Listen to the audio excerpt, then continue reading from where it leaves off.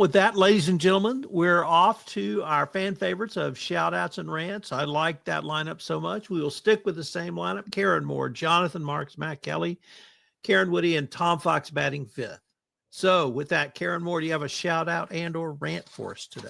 I do. I have a shout out and something that falls somewhere in between, but following on Karen's conversation, my first shout out is to my nephew Max, who is graduating on Sunday from Georgetown Law School and joining not one of those firms up in Boston. So really excited for him. But I'm not even sure where to put this in shout out or rant, but I was so interested and intrigued and annoyed by the abuse of the court system, but also amused by the lawsuit. There's a guy in Georgia, he's a NFL superfan who is suing the NFL on the basis of consumer protection laws, antitrust laws, possibly civil rights laws, but claiming $100 million in emotional distress because of the way the draft prevented Colorado quarterback Shedeur Sanders from being picked in the first round.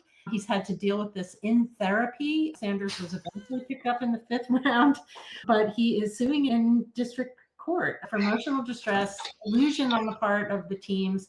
I don't know what benefit they would have had by pushing him down to the fifth thing. Possible civil rights, because we know that the NFL is rife with racial discrimination issues, which I don't discount, just question whether they belong here. But in all of the amount of time that courts are spending now dealing with real issues being raised by real people with real concerns, it both upsets me and amuses me that this has received any attention at all in district court in Georgia.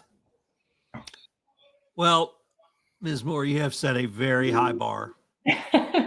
Mr. Marks, can you meet her bar? Yep. No? Yeah. What do you got? Major League Baseball. You got to be kidding me. People betting on games. This whole thing about instituting or reinstituting or reactivating, I'm not even going to mention the name in particular. Granted, great ball player. No question, his on-the-field skills were unbelievable. But if this is something that we're going to do now, I think it's deplorable. And I think it's cowardly as well. So that's my rant, Major League Baseball. Mr. Kelly. I have a rant about one of the latest shenanigans coming out of Washington right now, which is Republicans' surprise announcement that they are going to try to ban states from adopting or enforcing any rules governing artificial intelligence that states might want to impose for 10 years. This is a provision that was snuck into a piece of legislation being reviewed by the House Energy and Commerce Committee earlier this week. It is likely to be included in the final budget bill that Republicans are probably going to support next week. Whether it then becomes final law, if the Senate goes along with that bill, there's a lot of legal hurdles that have to still happen here. But I do think that this ban, this moratorium on state-level AI enforcement stands a pretty good chance of becoming law. This is a terrible idea. We shouldn't do it. First, there is a certain richness that Republicans are all about states' rights to do what they want when it comes to issues like abortion and reproductive rights or marriage equality or things like that. But as soon as it's AI, no, states' rights are not permissible. And now they want to thwart states from adopting rules that might govern things like use of facial recognition at a widespread scale, autonomous vehicles, using AI in hiring decisions, using AI in criminal sentencing decisions, using AI in all sorts of ways. The proposed legislation would say states can't do any of that unless the AI is subject to generally applicable laws that would be applied to all other technologies or businesses and how businesses use technology. So this poses some really interesting legal questions. Already, state AGs have said they've published legal bulletins that they will enforce consumer protection or state privacy or anti-discrimination laws against businesses. And if you're using AI in those discriminatory ways, they're still going to do it. I think that would still exist. This legislation does offer an exclusion for generally applicable laws. So I don't think The Republicans want to prevent states from enforcing their own consumer protection laws or anti-discrimination. But play this out.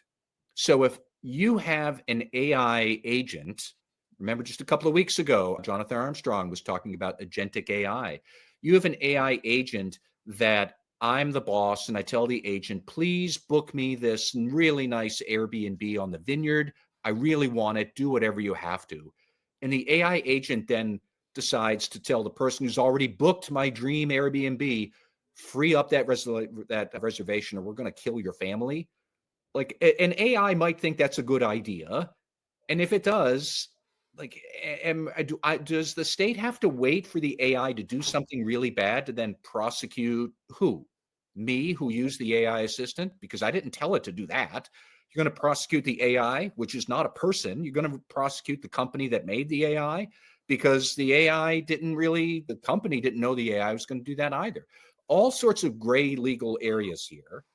The best way to answer all of that would be to pass a law at the state level saying you can't use AI that way unless you can prove it's not going to do something stupid first. Cut off and prevent the harm rather than wait for the harm and then swoop in with some sort of criminal statute or some consumer protection statute.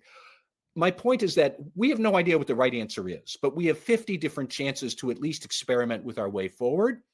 And now Republicans want to say, nope, we're not going to do that in the interests of federal law and innovation, which is really just code for saying we're going to wait for Zuckerberg and Elon Musk and Sam Altman at OpenAI to write the laws for us, because that's how it works in Washington. This is just not a good idea. It's anti-democratic. It's stupid. It's not going to do businesses any favors, and it's not good for consumers. We have to nip this thing in the bud, which probably means Republicans aren't going to. That's all. Karen Woody. That was a good rant. I have a shout out today that's similar to Karen Moore's, and that is that probably now, as we speak, at noon on Friday, the class of 2025 is graduating from WNL Law School, and I'm sad to not be able to make it. So I'm giving a shout out to all of my students and those I didn't get to teach. Just a complete and wholehearted congratulations for getting through this brutal time in life, but I wish them all the best. So that's my shout out to all of those and all the others who are graduating this weekend. Good luck. We need you. I am going to give a shout out to the Disney series Andor. I think everyone knows of my love of all things Star Wars, so that's probably not surprising. But it's a prequel to a prequel. It's a prequel to the movie Rogue One, which is a prequel to the first Star Wars, which is now monikered Star Wars 4: A New Hope. And it was a great series. Diego Luna was fabulous as the title character, Cassian Andor. And it really showed the cost of what being a rebel is. And I realized that if they all didn't know they were going to die, it was clear they would all die. And in any armed rebellion, you have to make that decision. You're not going to come out of this and be the chairman of a bank or the head of the agricultural department of your government. You're going to die. So I thought long and hard about that, but it's great storytelling. Tony Gilroy did a great job as executive producer and director of a couple of the episodes and wrote many of the episodes. If you love Star Wars, I would urge you to watch it.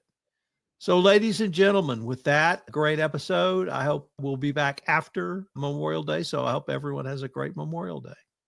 Thanks, Tom. Compliance Podcast Network. Start your mornings with daily compliance news, quick, sharp updates on the top compliance and ethics stories in under 5 minutes every morning in Compliance Podcast Network. Because compliance never sleeps. Need practical advice fast? Check out Compliance Tip of the Day, one actionable idea to level up your program. Short and sweet, every day on Compliance Podcast Network. Got 10 minutes? We've got the week's top 10 stories. 10 for 10 brings you the big compliance headlines. Fast, fun, and focused. Every Saturday on Compliance Podcast Network. And don't miss the Sunday Book Review, where compliance meets culture through must-read books and big ideas every Sunday in Compliance Podcast Network. Whether you're in the office, on a walk, or commuting, stay smart, stay ethical, stay tuned. Only on the Compliance Podcast Network, available wherever you listen to podcasts.